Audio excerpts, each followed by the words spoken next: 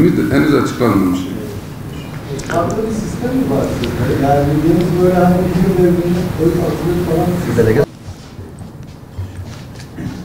Bir saniye. Malum 2001 yılından sonra çıkarılmış bir kanun. Değerli basın mensupları, çok kıymetli dava arkadaşlarım, hepinizi saygıyla, muhabbetle selamlıyorum.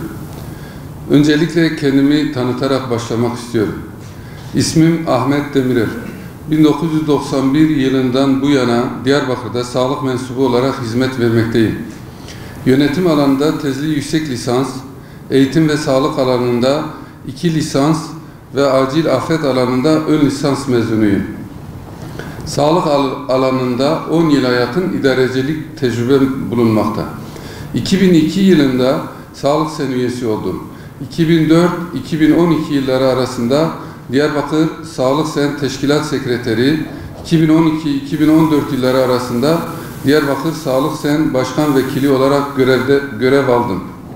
Sendikalar kurulduğu ilk günden günümüze kadar geçen zaman içerisinde ülkelerin hak ve menfaatlerini koruma, üyelerin hak ve menfaatlerini koruma ve ilgili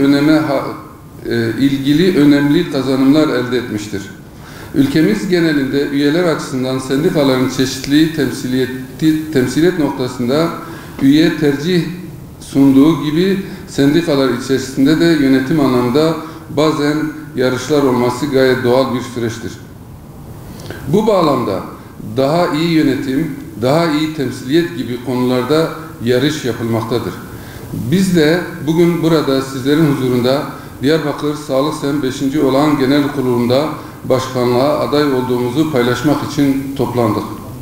Diyarbakır gibi 33 medeniyete beşiklik yapmış kadim bir şehre hizmet veren sağlık ve sosyal hizmet çalışanlarının sorunlarıyla dertlenmek, çözüm önerileri geliştirmek, sorun ve sıkıntılarını gidermek için aday olmaya karar verdik.